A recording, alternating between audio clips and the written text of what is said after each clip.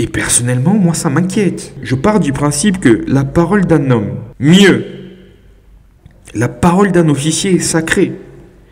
Lorsque vous prenez des engagements, ce n'est pas pour vous dédire.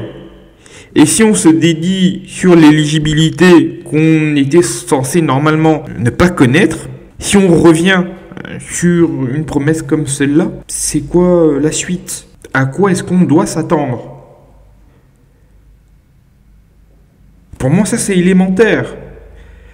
De nombreux Gabonais veulent qu'à l'issue de cette transition, on puisse élire le premier président élu démocratiquement dans ce pays. On ne veut pas avoir à reconduire quelqu'un qui a fait irruption sur la scène politique avec des armes.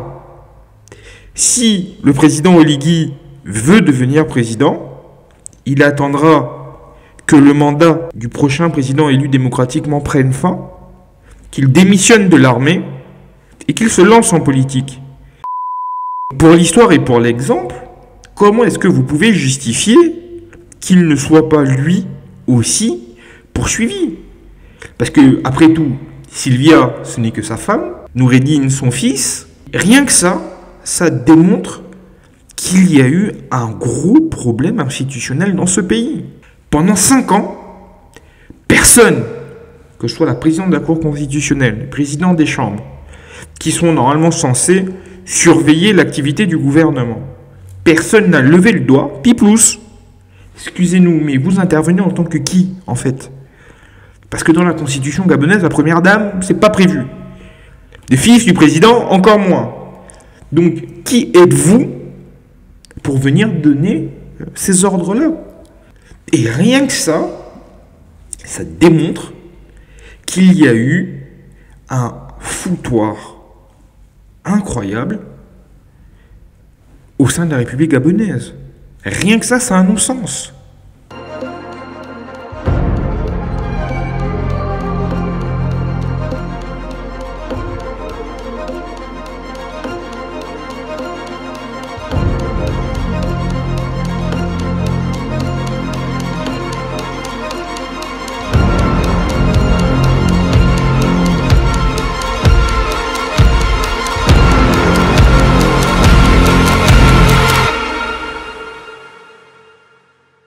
Aïe, c'est votre GSW.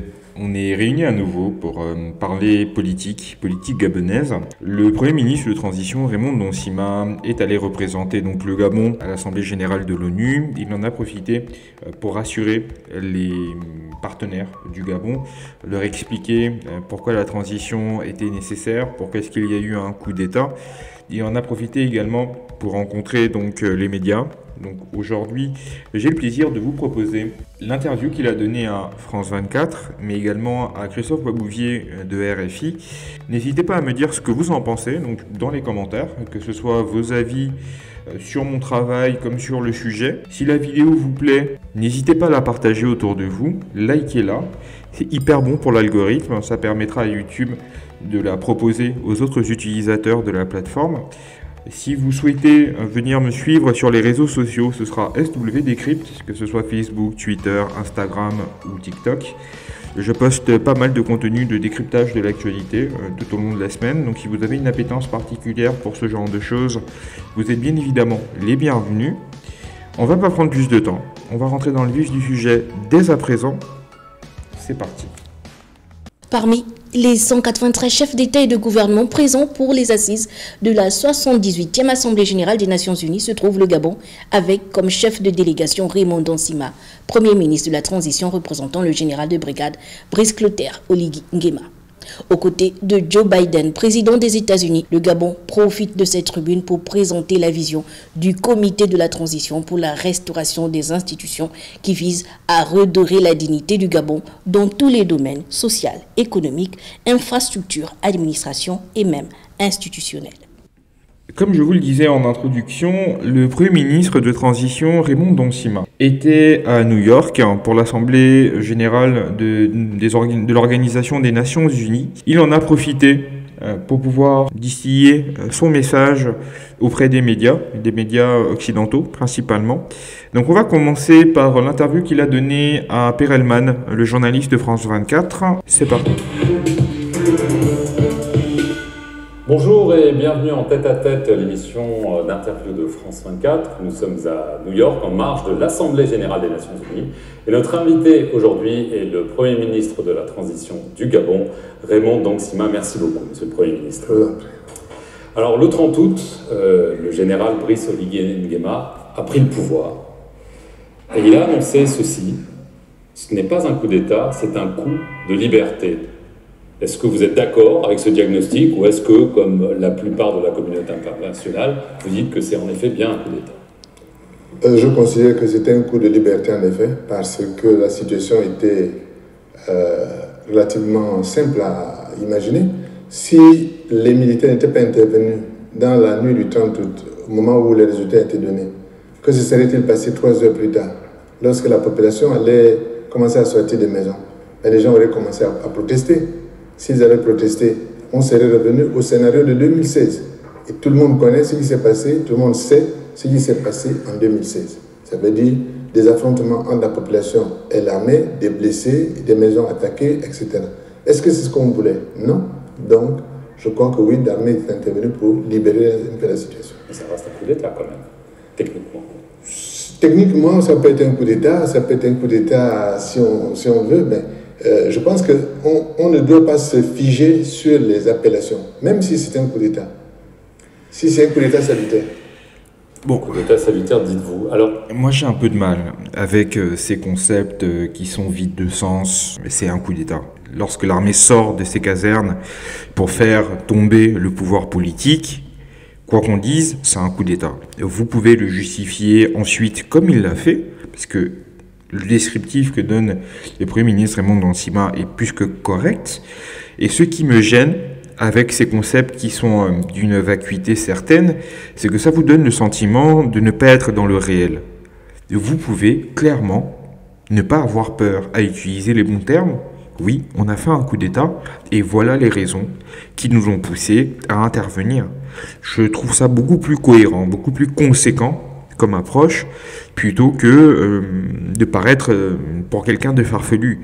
Et je suis même étonné que Raymond Dong-Sima suive Clotaire Oligui Nguema, parce que c'est lui le premier à avoir fait part de ce principe. Et Raymond Dong-Sima n'a pas besoin de suivre le général Oligui, surtout quand c'est une voie sans issue. Venir parler de coup de liberté, ça ne veut absolument rien dire.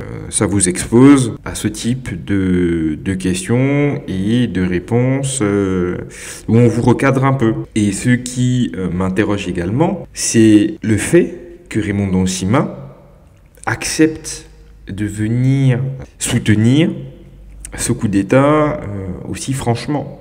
Parler de coup d'État salvateur, ça peut lui être reproché pour la simple et bonne raison que tout démocrate ne peut pas cautionner un coup d'État.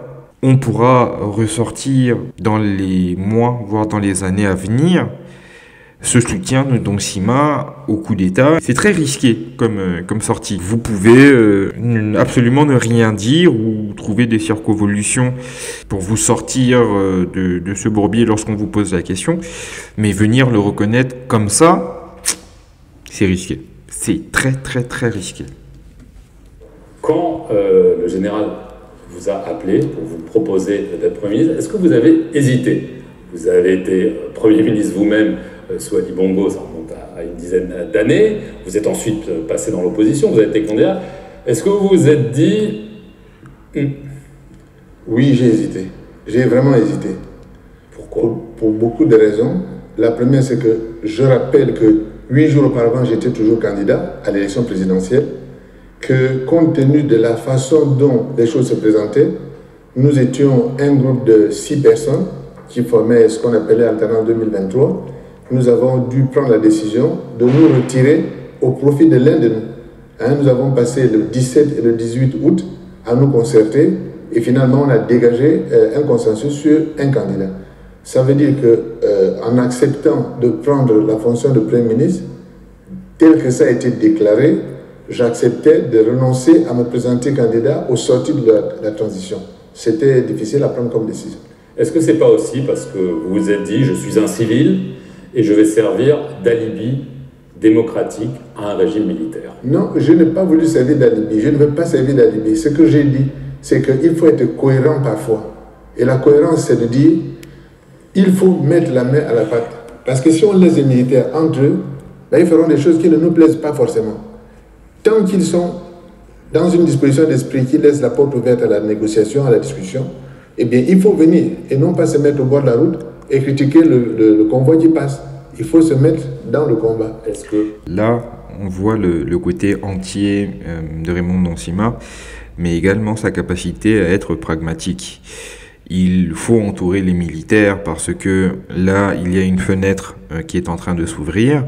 On peut faire partie des gens qui viennent avec les meilleures intentions possibles parce que nous ne savons pas quelles sont réellement les intentions des militaires. Donc, et le temps qu'ils ont ça à l'esprit est très important parce que ça lui permet, si jamais ça venait à changer, à pouvoir dire « moi je reprends ma liberté ».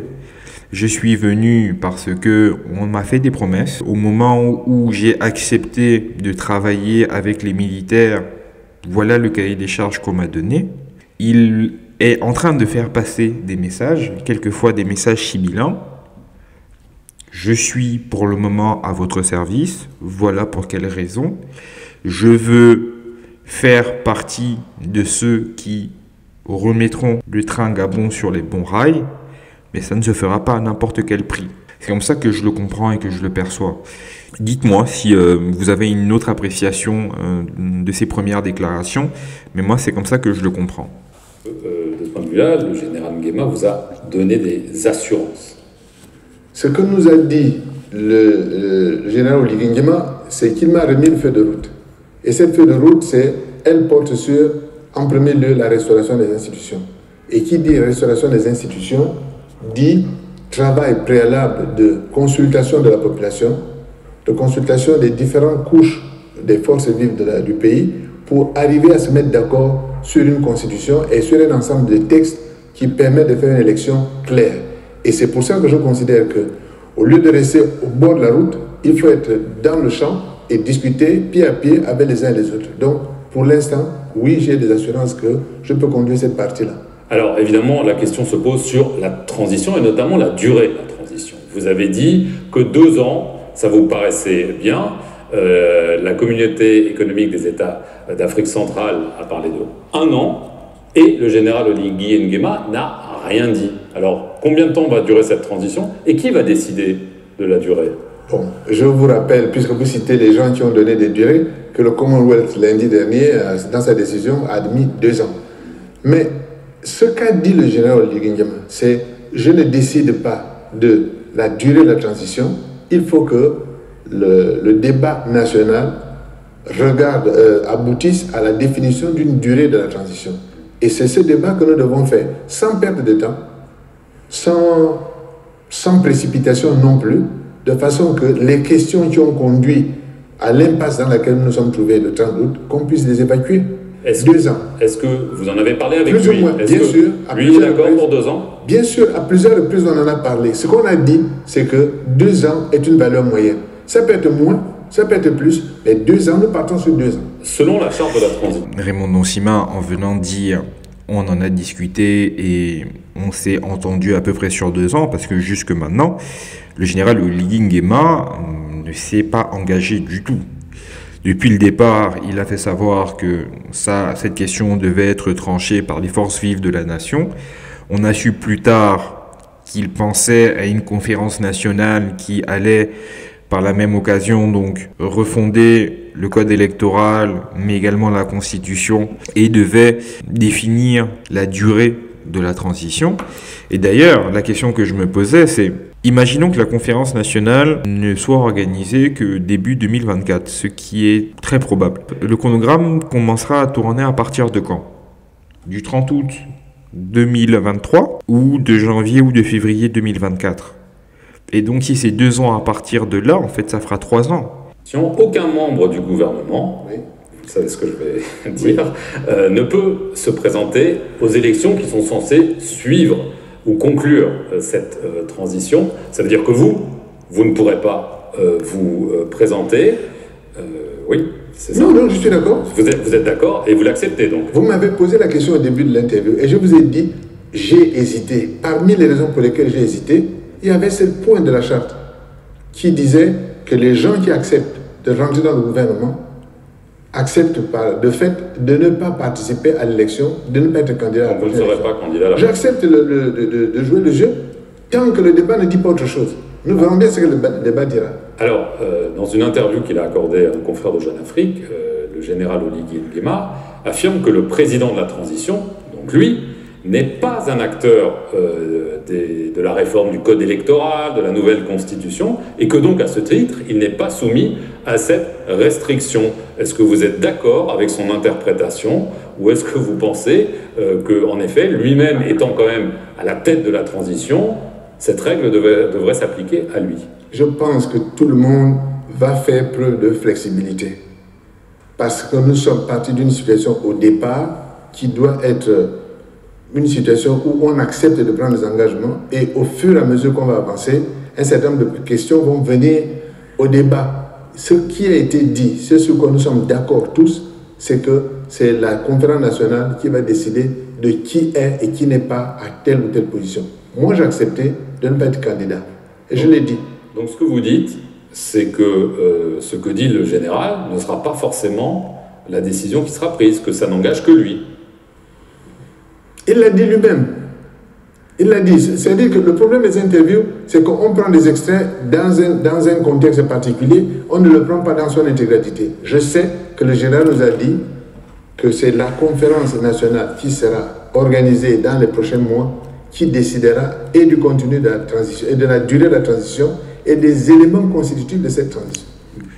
De ce que moi je comprends, déjà de l'interview donnée par le général Oligui Nguema à Jeune Afrique, où effectivement, il dit que vu qu'il n'est pas partie prenante dans la confection du code électoral comme de la Constitution, il n'est donc pas tenu par cette inéligibilité des membres de la transition. J'ai trouvé ça d'ailleurs un peu cocasse, pour la simple et bonne raison que le général Oligui Nguema est là aujourd'hui beaucoup plus puissant qu'Ali Bongo. C'est lui qui nomme tout le monde, président de la Cour constitutionnelle, président des institutions, les 70 députés, les 50 sénateurs, les membres du gouvernement sont d'ailleurs responsables devant lui et non devant le Premier ministre, mais on vient vous dire qu'il n'est pas tenu par cette règle d'inéligibilité, en oubliant d'ailleurs qu'en tant que président de la transition, il est également ministre de la Défense et ministre de la Sécurité. Donc normalement, la règle des membres du gouvernement qui sont inéligibles doivent également le concerner. Ça, c'est un. Deux, de ce que vient de dire Raymond Donsima, quand il appelle à de la flexibilité, c'est qu'il va y avoir deux scénarios principaux. Soit ils sont tous inéligibles, donc si Donsima accepte de faire ce sacrifice, il va également demander à ce qu'Oligui fasse de même, ou si Oligui veut se présenter, il va falloir que Raymond Donsima et les autres membres du gouvernement puissent le faire également. Et ça veut donc dire que les engagements qui ont pu être pris, parce que je tiens quand même à vous rappeler que quand le général Oligui prend le pouvoir, il prend l'engagement de ne pas se présenter à l'élection qui viendra clôturer la transition. Donc, l'interview qu'il a donnée à Jeune Afrique, il y a une semaine, au moment où je tourne cette vidéo, montre déjà qu'il revient sur un engagement majeur qu'il a pris. Et Donsima, en ne pointant pas ça du doigt et en préférant se concentrer sur « il va falloir que ce soit juste », si tu veux te présenter, il va falloir que pendant la conférence nationale qui va être organisée, il va falloir que on puisse clarifier les choses et que tout le monde soit un peu mis au diapason. Et personnellement, moi, ça m'inquiète. Je pars du principe que la parole d'un homme, mieux, la parole d'un officier est sacrée. Lorsque vous prenez des engagements, ce n'est pas pour vous dédire. Et si on se dédie sur l'éligibilité qu'on était censé normalement ne pas connaître, si on revient sur une promesse comme celle-là, c'est quoi la suite? À quoi est-ce qu'on doit s'attendre? Pour moi, ça c'est élémentaire. De nombreux Gabonais veulent qu'à l'issue de cette transition, on puisse élire le premier président élu démocratiquement dans ce pays. On ne veut pas avoir à reconduire quelqu'un qui a fait irruption sur la scène politique avec des armes. Si le président Oligui veut devenir président, il attendra que le mandat du prochain président élu démocratiquement prenne fin, qu'il démissionne de l'armée et qu'il se lance en politique. Et connaissant les Gabonais, s'il fait un bon travail pendant cette transition, on lui sera gré d'avoir fait tomber le système Bongo, d'avoir remis le train Gabon sur de bons rails, et en plus d'avoir fait la première passation de pouvoir apaisée. Il a tout à gagner en procédant de cette façon. Par contre, s'il veut s'arc-bouter au pouvoir, et s'il se présente à l'élection qui clôturera cette transition, il prend un risque. Un gros risque. Il est en train de rentrer dans l'histoire. Là, je n'en serais pas si certain. Et donc, vous, votre lecture, ce serait plutôt que lui, étant à la tête de la transition, ne devrait pas pouvoir être candidat, on est d'accord? C'est pas ma lecture qui compte. Ce qui compte, c'est la lecture populaire, la lecture nationale qui sera faite. L'ex-première dame est en résidence surveillée. Ses avocats disent qu'elle est otage. Est-ce que vous pouvez nous donner de ces nouvelles? Quelle est sa situation juridique ou physiquement? Où se trouve-t-elle? Je suis étonné de cette question-là. Les avocats dont on parle, ils parlent d'une citoyenne gabonaise et d'une citoyenne française. Si ils posent la question en tant que citoyenne gabonaise, ils doivent accepter que la loi gabonaise s'applique. Et la loi gabonaise, c'est qu'on a des investigations qui sont en cours. On a trouvé un certain nombre de choses, notamment des sommes d'argent considérables, entre les mains des uns et des autres. Il n'y a pas eu que de l'argent qu'on a trouvé. D'autres produits ont été trouvés. Vous le savez, les images ont été montrées. Par conséquent, les investigations doivent avoir lieu. Je ne crois pas que, même en France, ni dans aucun pays européen, on ne laisserait une personne qui se trouve en possession de tels objets et de telles sommes tout simplement libre de partir. Deux choses.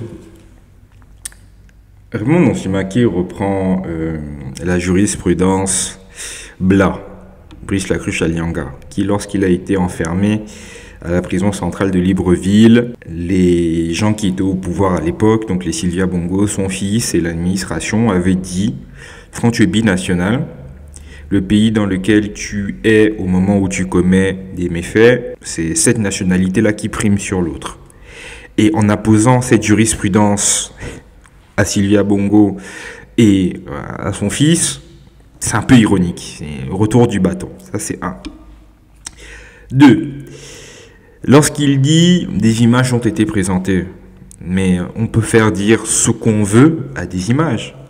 Vous avez saisi de l'argent chez eux, ok, des substances, lesquelles, mais ça a pu être totalement arrangé. Vous ne pouvez pas vraiment utiliser cet argument comme un argument d'autorité, parce que on peut le démonter facilement. Des images ont été présentées, oui, et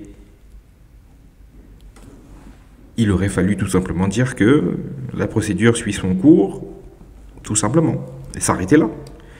En attendant que le pouvoir judiciaire précise ce qui est réellement retenu contre eux. Et moi, ce qui me gêne d'autant plus, c'est qu'on poursuit Noureddine Bongo, qui a d'ailleurs été incarcéré à la prison centrale de Libreville. Je reviendrai sur son cas tout à l'heure. Mais on enferme Noureddine Bongo, sa mère est poursuivie par la justice, mais elle est en résidence surveillée, donc elle continue de vivre dans le palais présidentiel de Libreville, confortablement. Eux sont poursuivis, mais celui qui était censé être président de la République, celui qui est normalement responsable face aux Gabonais, Ali Bongo, par contre, aucune poursuite contre lui. Comment est-ce que vous expliquez ce deux poids deux mesures? Je comprends pas. En Égypte, on a poursuivi Hosni Moubarak, même lorsqu'il était sur une civière. Hosni Moubarak, à l'ouverture de son procès ce matin au Caire, allongé sur une civière et derrière les barreaux du box des accusés, l'ex-président égyptien a écouté les charges de meurtre et de corruption qui pèsent sur lui. Celui qui aura régné 3 décennies sur l'Égypte risque la peine de mort. Il comparait aux côtés de 9 co-accusés, dont ses 2 fils, Alaa et Jamal, et l'ex-ministre de l'Intérieur, Habib El Adli. On a fait le même procès à bien d'autres anciens potentats. Et Ali Bongo est lui-même venu dire, pendant la campagne qu'on a connue il y a quelques semaines, qu'il était en bonne santé. Je suis en bonne santé. Alors ceux qui viennent vous dire que, le président, si, le président, il mentent. C'est faux. Voilà. Vous avez devant vous un homme heureux d'être avec vous et qui va bien. Pour l'histoire et pour l'exemple, comment est-ce que vous pouvez justifier qu'il ne soit pas lui aussi poursuivi? Parce que, après tout, Sylvia, ce n'est que sa femme, Noureddine, son fils. Rien que ça démontre qu'il y a eu un gros problème institutionnel dans ce pays. Pendant 5 ans, personne, que ce soit la présidente de la Cour constitutionnelle, le président des chambres, qui sont normalement censés surveiller l'activité du gouvernement, personne n'a levé le doigt, piplousse. Excusez-nous, mais vous intervenez en tant que qui, en fait? Parce que dans la constitution gabonaise, la première dame, c'est pas prévu. Les fils du président, encore moins. Donc, qui êtes-vous pour venir donner ces ordres-là? Et rien que ça démontre qu'il y a eu un foutoir incroyable au sein de la République gabonaise. Rien que ça a un non-sens. Il faut que les investigations au minimum aient lieu. Je crois que c'est le minimum que l'on peut faire. Est-ce que c'est elle qui dirigeait le Gabon? Ça, j'en sais rien. Je n'en sais rien parce que j'étais dans l'opposition. C'est ce qu'on a entendu. Je n'en sais rien. J'étais dans l'opposition. Je ne suis pas en capacité de répondre sur le fait qu'elle dirigeait ou elle ne dirigeait pas le Gabon. Et ça, c'est assez malin de la part de Nonsima. Surtout quand je pense à Albert Ondo-Ossa, qui, lorsqu'on lui a demandé, lorsqu'il a été reçu sur le plateau TV5, ce qu'il en pensait du coup d'État, il a donné comme réponse que c'est une révolution de palais, que c'est Pascal Bongo qui est derrière, alors qu'il n'y a rien de factuel qui permet de le déclarer. Et Raymond Nonsima, refusant de s'exprimer, c'est relativement malin. Je n'en sais absolument rien. Moi, lorsque je parle, c'est quand j'ai des choses à dire. Quand je suis en capacité de pouvoir m'exprimer sur ces questions. Quand ce n'est pas le cas, je me tais. C'est ça qu'on attend d'un grand homme d'État. Alors, il y a des accusations donc très graves. Hein. Vous dites qu'il y a des découvertes qui ont été faites. Les images ont été montrées, c'est pas moi qui le dis. Les images sont là. On est d'accord sur les images. Après, on peut en faire ce qu'on veut. Mais... vous voyez, c'est ce que je disais. On peut en faire ce qu'on veut. Et venir utiliser ça comme argument, c'est borderline. Et ça vous permet de prendre une mandale de la part d'un journaliste qui vous dit de manière un peu ironique, avec le sourire aux lèvres, les images, on peut leur dire ce qu'on veut. Le président, l'ex-président, le président déchu, Ali Bongo, lui, n'est pas en résidence surveillée. C'est ce que je disais tout à l'heure. Les autorités de transition, il est libre de ses mouvements. Alors, si c'est lui qui dirigeait le Gabon et qu'il y a des faits graves qui ont été trouvés, pourquoi est-ce qu'il n'est pas inquiété par la justice, comme son épouse ou comme son fils? C'est une question qu'il faut poser aux enquêteurs. Comment ça? Vous n'êtes pas responsable de ce qui s'est passé, vous n'étiez plus en capacité de gouverner. Je répète, c'est une question qu'il faut poser aux enquêteurs. Moi, je ne suis pas un enquêteur. J'étais candidat à l'élection. Et ce que je peux dire, c'est que depuis que je suis rentré dans l'opposition, je n'ai jamais fait une campagne contre un individu. Jamais, vous pouvez dire dans tous mes débats, je ne parlais pas de M. Ali Bongo. Je parle d'un système qui ne marche pas bien. Donc, bon, là, Raymond Nonsima essaye de noyer le poisson. Rappelez-vous de la première déclaration du colonel Manfumbi, porte-parole du CTRI. Il est porté à la connaissance de la communauté nationale et internationale que M. Ali Bongo Ondimba est gardé en résidence surveillée. Il est entouré de sa famille et de ses médecins. Les personnes dont les noms suivent sont arrêtées notamment pour haute trahison contre les institutions de l'État, détournement massif des deniers publics, malversation financière internationale en bande organisée, faux et usage de faux, falsification de la signature du président de la République, corruption active, trafic de stupéfiants. Il s'agit de Noureddine Bongo Valentin, Yann Ghislain Ngoulou, Mohamed Ali Saliou, Abdul Hosseini, Jesse Ella Ekoga, Steve Nzeko Dieko, Syriac Mvouranjami. Une enquête sera commise par les autorités compétentes et les concernés répondront de leurs actes. Il n'y avait pas encore d'enquêteur à cette époque. Lorsqu'il est venu annoncer que Mvouranjami, Noureddine Bongo, Sylvia Bongo avaient été arrêtés et pour certains placés en résidence surveillée, il a listé le nombre de griefs qu'on leur reprochait. Et il y avait déjà falsification de signatures, trafic de drogue. Il n'y avait pas d'enquêteur à cette époque.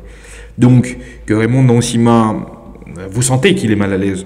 Parce qu'il sait pertinemment que la grille de lecture qui permet à certains d'être poursuivis et à d'autres d'être relaxés, voire même pas inquiétés du tout, et c'est flou.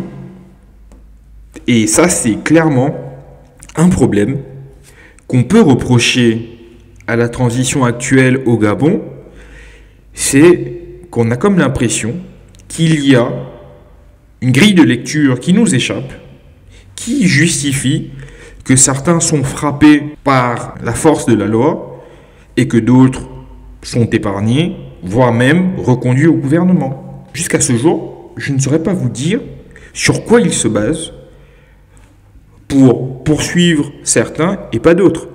Et ça donne l'impression que de ce fait, il s'agit en fait de règlement de compte, parce que quand vous regardez le listing des gens qui sont inquiétés, c'est principalement donc les Bongo Valentin, donc Sylvia Bongo et son fils, ainsi que les amis de son fils ou ceux qui les ont servis. Tous les autres qui, eux aussi, ont pourtant des comptes à nous rendre, parce que sont comptables de la gestion de ce pays, ils ne sont pas inquiétés. Comment pouvez-vous m'expliquer que Marie-Madeleine Bouranceau, qui a été présidente de la Cour constitutionnelle depuis 1990, à chaque fois qu'il y a eu une élection dans ce pays, c'est elle qui s'occupait de proclamer définitivement les résultats, s'asseyant très souvent sur les réels résultats qui ont été exprimés dans les urnes, et tout ceci pour maintenir le système en place.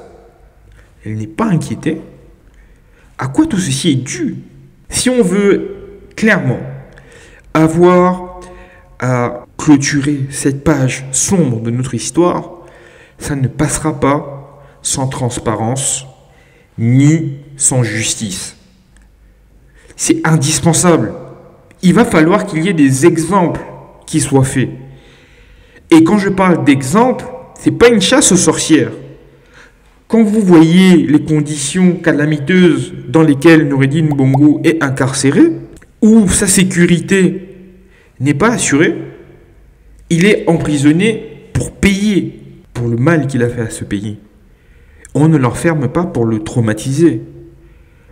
Il y a pas mal de règles de droit qui ont été enfreintes dans ce dossier. C'est comme ça que vous voulez créer un Gabon nouveau en utilisant les mêmes principes que le pouvoir déchu? Mais c'est quoi la différence entre eux et vous?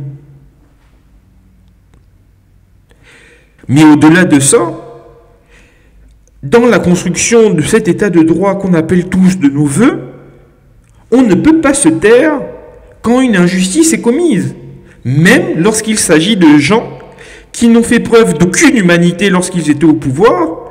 Pour moi, ce n'est pas un argument recevable d'avoir à dire « ils ont été des monstres, maintenant qu'ils sont des victimes, on se tait et on va devenir autant des monstres qu'eux ». Ça ne me ressemble pas. Ce n'est pas le Gabon que je souhaite voir et que je souhaite léguer à mes enfants et à mes petits-enfants. Il va falloir qu'on arrête de faire des bêtises et qu'on commence à mettre en place des réels principes qui feront de ce pays demain un grand pays. Et pour cela, je reprends la phrase de Barack Obama au Ghana, on n'a pas besoin d'hommes forts, on a besoin d'institutions fortes, d'une institution de la justice qui soit justement indépendante, transparente et équitable. Ce sont les enquêteurs qui doivent nous dire pourquoi tel se retrouve arrêté et tel autre pas arrêté. Moi, je ne suis pas en capacité de répondre à cette question. Alors, juste en conclusion, le général Oligui Nguema était très proche du chef de la garde, du pouvoir, voilà, très proche de la famille. Donc évidemment, beaucoup pensent que finalement, oui, c'est un coup d'État, mais c'est surtout une révolution de palais qui dit on va changer, on va tourner la page de l'ère Bongo, mais en fait, ça va rester plus ou moins la même chose. Est-ce que vous pensez vraiment que ça va changer ou que finalement on a remplacé la famille Bongo par quelque chose d'équivalent? L'avenir nous le dira. Parce que si je réponds maintenant non, ça ne va pas changer, je fais un procès d'intention aux gens. Et si je réponds oui, ça va changer, je leur donne le bénéfice de doute. Je considère que nous sommes passés à côté de quelque chose qui aurait été difficile. Le 30, ça c'est un fait. Aujourd'hui, nous sommes 3 semaines plus tard. Nous essayons de nous mettre en place, de nous organiser pour gérer différemment les choses. Est-ce que ça va se faire tel qu'on l'annonce au départ? Ça, je ne peux pas le dire maintenant. Ce que je mets sur la table, c'est ma bonne foi et je suis dedans.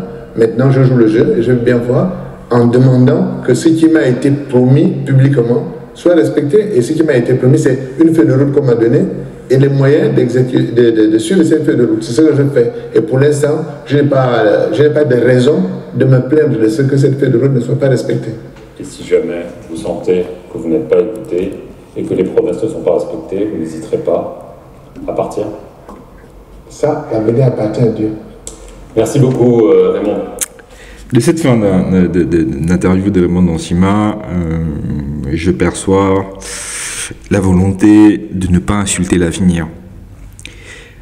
Je passe des messages, je fais très bien savoir que je ne serai pas un béni oui-oui. Pour le moment, vous m'avez promis des choses, je vous laisse le temps de pouvoir concrétiser ces promesses.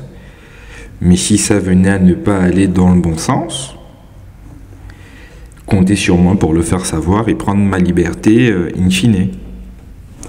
Et c'est en ça vraiment qu'on se rend compte que la mue entre le techno, l'administrateur de l'État et l'homme politique, la mue s'est faite parce que Raymond Dansima a cette capacité à peser et à repeser les mots qu'il utilise, et chacun d'eux est utilisé, je pense, à dessein. Donc attendez-vous dans les mois prochains, si jamais il n'a pas le sentiment que les promesses qui lui ont été faites ont été réalisées, il prendra sa liberté. Je ne vois pas autrement qu'un clash entre les militaires et lui, d'autant plus que on sait Dansima être quelqu'un de très entier, de très carré. Il ne transige pas sur certaines valeurs et sur certains principes. Et quand vous voyez le nombre de différends qu'il peut y avoir entre eux, donc l'éligibilité des membres de la transition, la tenue de la transition, parce que quand vous voyez que sur un gouvernement de 25 ministres, il y en a 15 qui sont pédégistes, 2-3 qui viennent de la diaspora et qui vont être utilisés comme étant des cautions du régime, et le reste étaient des hommes politiques qui étaient dans l'opposition, mais qui avaient quitté leur parti d'opposants pour rejoindre le pouvoir d'Ali Bongo. Donc c'était déjà un peu des gens qui s'étaient compromis. Rappelez-vous de la tête que tirait Raymond Donsima, alors que là, vous avez vu, c'est quelqu'un quand même d'assez affable, qui sourit beaucoup, etc. Il était fermé. Le vendredi ou le samedi, lorsqu'il est venu annoncer la composition du gouvernement, le dimanche, lorsqu'il est venu faire un remaniement et que Laurence Bnon a été nommé à la place du colonel Monfoumi dont je vous parlais, qui a été rétrogradé en ministre délégué à la présidence, il avait encore le visage fermé. Donc, je subodore fortement que s'il était si fermé, c'est parce que les gens qui ont été nommés, il n'est pas certain que tout cela, c'était des gens que Donsima voulait au gouvernement et avec qui il devait travailler. Donc, des dossiers sur lesquels ils ne sont pas d'accord, il va y en avoir pas mal, en plus de ceux que j'ai cités là. Et connaissant le tempérament de Donsima, je suis même prêt à prendre les paris dès maintenant, ça va finir en clash. Donc ça, c'était l'interview donnée à France 24. On va écouter celle qu'il a donnée à RFI, de Christophe Boisbouvier. Monsieur le Premier ministre, bonjour. Bonjour. Vous avez dit que la transition durerait 2 ans, mais la sous-région, la CEAC, vous demande de la limiter à 1 an. Est-ce que vous seriez d'accord? Je ne crois pas que techniquement on puisse la faire en 1 an. La sous-région et tout le monde est d'accord pour qu'on fasse un processus inclusif. Alors, comment fait-on pour consulter les acteurs politiques, la société civile, organiser un débat sur ces questions qui sont en discussion, écrire une constitution, faire les lois sur le financement des partis politiques et sur les campagnes électorales et obtenir que la constitution soit adoptée par un référendum? Comment fait-on ça en 12 mois? Quand est-ce que, par exemple, vont commencer les concertations nationales que doit présider l'archevêque de Libreville? Nous commençons les concertations la semaine prochaine. Actuellement, au Gabon, il n'y a pas de limitation du nombre de mandats présidentiels. Vous, personnellement, est-ce que vous êtes pour ou contre la limitation du nombre de mandats? Le monde entier est en train de converger vers une limitation des mandats.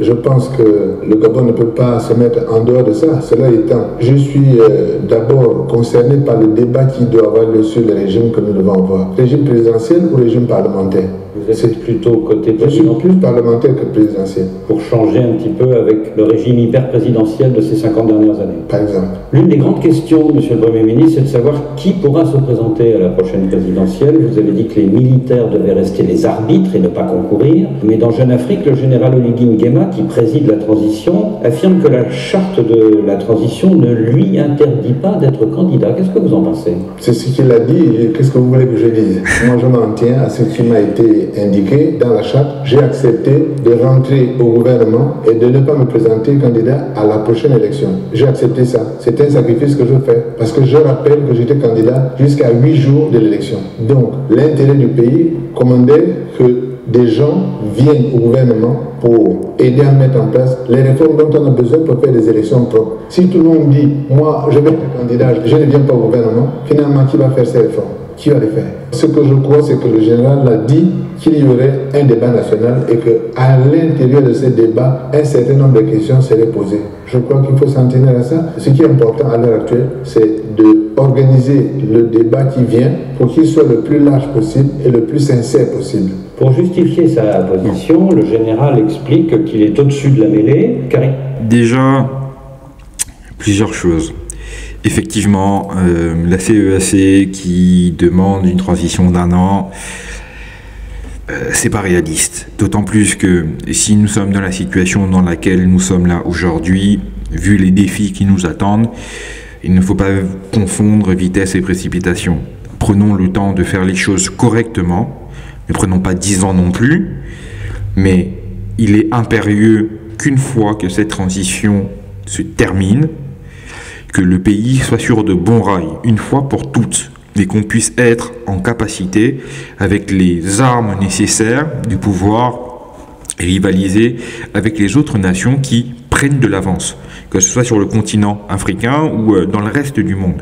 Et pour cela, il va falloir que de cette période de sacrifice qu'on va se donner, que le travail soit fait réellement.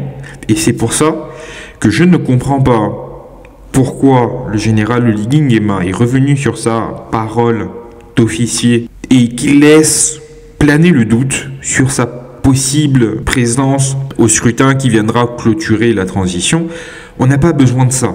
Il y a tellement de défis qu'il est nécessaire de concentrer l'énergie et l'attention des gens sur ce qui est vital. L'éligibilité de Oligui Nguema, pour moi, est totalement secondaire. Ça n'a rien à faire là.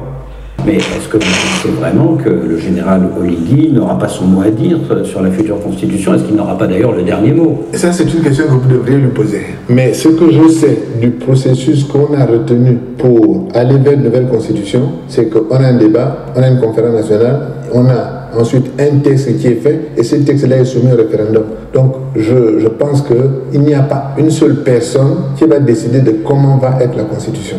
Vous avez été candidat en 2016, vous avez été candidat en 2023, jusqu'à une semaine avant le scrutin, vous venez de le dire. Vous faites aujourd'hui le sacrifice de ne pas être candidat à la prochaine présidentielle. Si jamais le général Oligui Nguema décide de se présenter, alors que vous ne le pourrez pas, est-ce que vous pourrez rester son Premier ministre? Ça nous verrons bien. Pour l'instant, il ne l'a pas dit. Il n'a pas dit qu'il se présentait. Pour moi, il ne m'a pas dit, écoute, je me présente. Donc, on n'en est pas là. Le débat national dira qui peut être candidat à cette élection. L'une de vos... Et on revient encore à ce que je disais. Il est clairement en train de mettre la pression sur Oligui. C'est pas ce que tu m'as dit. Et si tu viens à changer de braquet, ça ne se fera pas comme ça. Tu vas devoir m'arranger moi aussi. Et ce qui me gêne un peu avec cette approche, c'est que on va réduire les enjeux à des situations personnelles. Alors que de cette transition, on devait normalement sortir de ces petits calculs et on devait avoir des patriotes qui se donnaient et qui faisaient le sacrifice de leur ambition sur l'autel du bien commun. Alors que on n'est qu'à 3 ou à 4 semaines du coup d'État, on perçoit déjà en tout cas des brèches, des situations qui risquent de poser problème pour l'avenir. On le verra tout à l'heure, mais de cette histoire que c'est la conférence nationale qui va pouvoir définir tous ces points, donc la charte sur laquelle Oligui Nguema a prêté serment passe par perte et profit, ça n'a servi à rien. Je rappelle quand même que dans cette charte, l'inéligibilité des membres du gouvernement est clairement précisée. Et vu qu'Oligui Nguema est président de la transition, ministre de la Défense et de la Sécurité, il est inéligible. C'est sur cette base que les Gabonais ont accueilli et ont soutenu ce coup d'État. Ne venez pas vous dédire aussi vite. Ils étaient en train de rentrer dans l'histoire pour avoir fait tomber les bongos. Ne venez pas tout compromettre. Au Gabon, on espère que cette transition sera une transition modèle, mais pour cela, il va falloir que le président de la transition et les autres membres qui l'entourent acceptent de faire les sacrifices nécessaires pour être justement des exemples. Et on ne rentre pas dans l'histoire par la petite porte. Et il y a très souvent cette conception de l'histoire qui n'est pas présente chez nous. On ne pense qu'à moyen, maximum long terme, mais pas vraiment à très long terme. Qu'est-ce que les livres d'histoire retiendront de nous?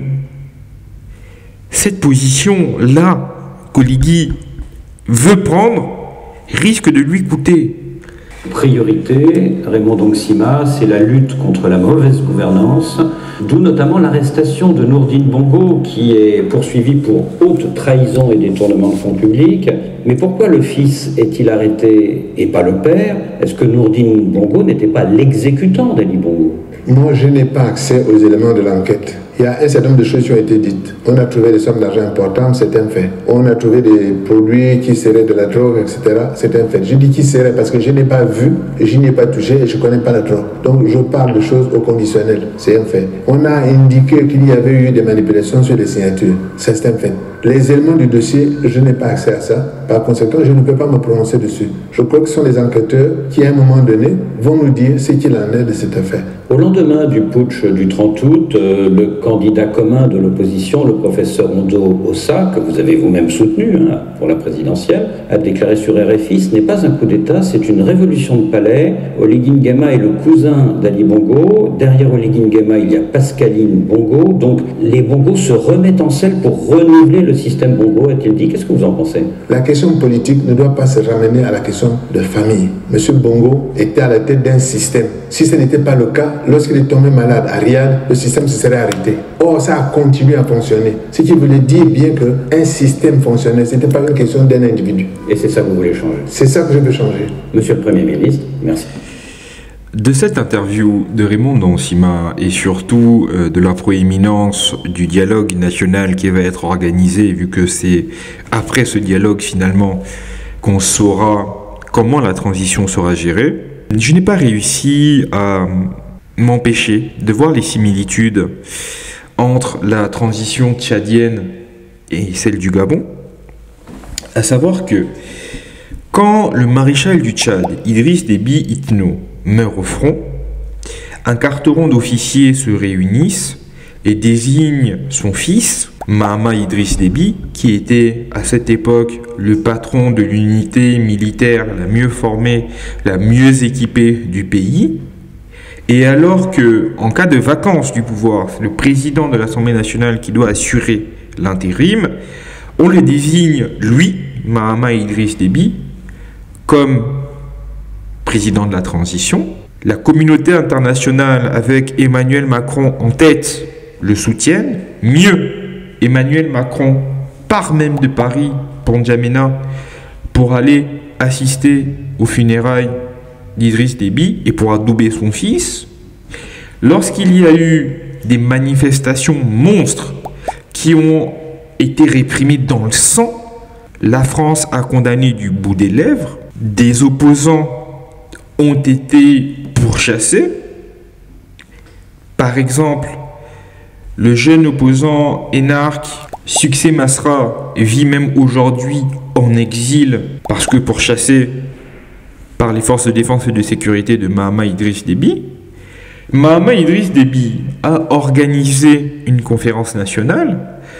Juste avant cette conférence nationale, quand il prend le pouvoir, il fait justement la promesse de ne pas se présenter à l'élection présidentielle qui viendra clôturer la transition. Il fait nommer un Premier ministre, Saleh Kebzabo, grand opposant. Et pendant la conférence nationale qui se tient, on apprend que Mahama Idriss Déby peut se présenter à l'élection qui clôturera la transition. Et quand j'ai vu ça, je me suis dit, Mahama Idriss Déby, Oligui Nguema, Saleh Kebzabo, Nsima, tous deux opposants, on prend l'engagement de ne pas pouvoir se présenter, et au final, on fait en sorte que la conférence nationale nous donne la possibilité d'être éligible. Est-ce qu'on ne va pas avoir la même chose qui s'est produite au Tchad? Pour illustration, je vous mets ce sujet de RFI. Tchad à la une également, dernière ligne droite avant la fin du dialogue national. Le dialogue national inclusif souverain, le Nice qui touche à sa fin ce samedi. Et un tournant qui s'est déroulé le week-end dernier. Le chef de la junte va pouvoir désormais se présenter à la présidentielle s'il le souhaite. En arrivant au pouvoir, il avait annoncé qu'il ne le ferait pas, il n'a rien dit depuis. Et la transition a été prolongée de 24 mois. Ces décisions qui préoccupent l'Union européenne et un certain nombre de chancelleries occidentales et vont à l'encontre des préconisations de l'Union africaine. Alors comment en est-on arrivé là, à ce choix qui continue de diviser les politiques tchadiens? Les précisions de Guillaume Thibault. Dans la salle, certains voulaient même 3 ans de transition, affirme l'un des cadres de la majorité. S'il est devenu membre du comité d'organisation du dialogue, Saleh Kebzabo est une figure historique de l'opposition et depuis un an, il répétait qu'il était contre la possibilité pour les leaders de la junte de participer au futur scrutin. Sa vision a donc radicalement changé. Le délai que nous avons fixé, qui est de 24 mois, convient à pratiquement tout le monde. Le deuxième problème, c'est celui de l'éligibilité de ceux qui ont dirigé la transition. Pourquoi est-ce que cette fois-ci je l'accepte? Je l'accepte parce que c'est la particularité tchadienne, parce que nous n'avons pas une armée nationale. Et donc ce réalisme-là qui nous a imposé d'autoriser les autorités de la transition à participer aux futures élections. Et d'ailleurs, qui vous dit que c'est eux qui vont gagner ces élections, si elles sont transparentes? Pour le Regardez même l'argumentaire que Saleh Kebzabo donne. Nous n'avons pas d'armée nationale. C'est quoi le rapport? Pour passer un peu de pommade, il vous dit oui, ils peuvent se présenter, mais si les élections sont transparentes, ne vous attendez pas à... Ils peuvent se présenter, mais si les élections sont transparentes, c'est pas dit qu'ils gagnent. Soyons sérieux. Donner la possibilité à un sortant de pouvoir se présenter à l'élection, ça lui donne de fait une avance sur les autres. Ça, c'est un. Ayant été celui qui a nommé quasiment tout le monde, que ce soit la Cour constitutionnelle ou les magistrats ou l'organe qui organisera les élections, vous pensez qu'ils peuvent venir donner un tout autre nom que le sien comme vainqueur? Ne faisons pas comme si on méconnaît comment ces pays fonctionnent. Autant au Tchad qu'au Gabon, il y a beaucoup de clientélisme. Quand ce n'est pas tout simplement du népotisme, ou ce n'est pas des gens de la famille, ou des beaux-frères, des belles-sœurs qu'on a placés à des endroits stratégiques pour verrouiller le système. Vous pensez, vous, qu'un système comme on connaît au Tchad, ou comme on est en train de le voir au Gabon, va pouvoir accepter de rendre les clés du camion et aller dans l'opposition? Ils vont tout essayer pour se maintenir aux affaires. C'est pour ça que lorsqu'il y a eu ces coups d'État, la première question c'est: les putschistes vont-ils pouvoir être éligibles ensuite? Et plus vite vous répondez à cette question, plus vite vous ramenez de la sérénité, on vous donne un peu plus de crédit. Mais comme le pouvoir fait tourner les têtes et que rares sont les gens qui ont accepté volontairement de partir après une période de transition, de permettre aux responsables de la junte de participer aux élections n'ont pas de sens. Nous avons l'impression d'avoir été mis devant un fait accompli, dupé, oui, trahi, oui, avec la complicité des institutions internationales. Et aujourd'hui, la junte militaire, tirant sa légitimité de tout cela, voudrait donc conserver le pouvoir. L'opposant estime par ailleurs que la poursuite du dialogue national doit permettre de convaincre le général Mahamat Idriss Déby de ne pas être candidat au futur scrutin présidentiel. Donc je ne sais pas ce que l'avenir nous réserve concernant le Gabon. Si le général Oligui Nguema souhaite conserver toutes les chances de pouvoir se présenter à l'élection présidentielle, ça n'augure rien de bon. Ça voudra donc dire que la zone de turbulence dans laquelle nous sommes risque de connaître des accès de gravité dans les mois à venir, parce qu'il va y avoir forcément des tensions entre les deux têtes de l'exécutif. Je ne vois pas Raymond Donsima venir justifier cette éligibilité comme Saleh Kebzabo au Tchad. Je pars du principe que si nous voulons être des bons citoyens, il faut que nous jouions notre rôle de citoyen jusqu'au bout. Lorsqu'une décision ne nous semble pas éclairée, c'est de notre devoir de le faire savoir. Sans quoi, ils penseront qu'ils ont la possibilité de tout faire. L'argument Oligui a été dans les renseignements et que donc il connaît mieux les gens que quiconque, pour moi n'est pas recevable. Oligui est un homme et comme un homme, il peut se tromper. Il peut faire des erreurs. Et vu qu'il a pris la décision tout seul de faire ce coup d'État, il n'a pas la légitimité populaire de pouvoir prendre toutes les décisions qu'il veut. C'est à nous, de faire savoir lorsque on perçoit que ça ne va pas dans le bon sens, et ensuite de pouvoir bien faire comprendre que ces gens ne sont que nos employés. Pendant quasiment 57 ans, on a eu une famille régnante qui pensait inverser ce principe. Si on veut réellement reprendre les choses en main et faire en sorte que plus jamais on ait encore à l'avenir à vivre ce genre de choses, ça commencera par là. Les grands pays ont une opinion nationale qui s'intéresse aux affaires du pays et à comment elles sont gérées. Donc, lorsqu'on est critique, lorsqu'on fait savoir qu'on n'a pas l'impression qu'on a en face de nous des gens qui prennent des décisions éclairées, ce n'est pas des attaques ad hominem que nous faisons, mais on attire l'attention sur les brèches qu'on identifie ou sur ceux qui nous inquiètent. Et concernant le Gabon, pendant trop longtemps, on s'est détourné de la gestion du pays parce qu'on partait du principe que c'était la prérogative de quelques-uns. Non, on est tous citoyens de ce beau pays. Il va falloir que chacun soit concerné par la gestion qui est faite de la chose publique. C'est le petit message que j'avais à vous passer aujourd'hui. N'hésitez pas à me donner votre avis en commentaire ou si vous souhaitez qu'on en discute en DM, il vous suffit de me suivre sur les réseaux sociaux, SW Decrypt. Je ne vais pas prendre plus de temps, je vais prendre congé, je vais vous souhaiter une excellente soirée ou une très bonne journée en fonction de quand vous voyez cet épisode. C'était votre gars SW, peace out.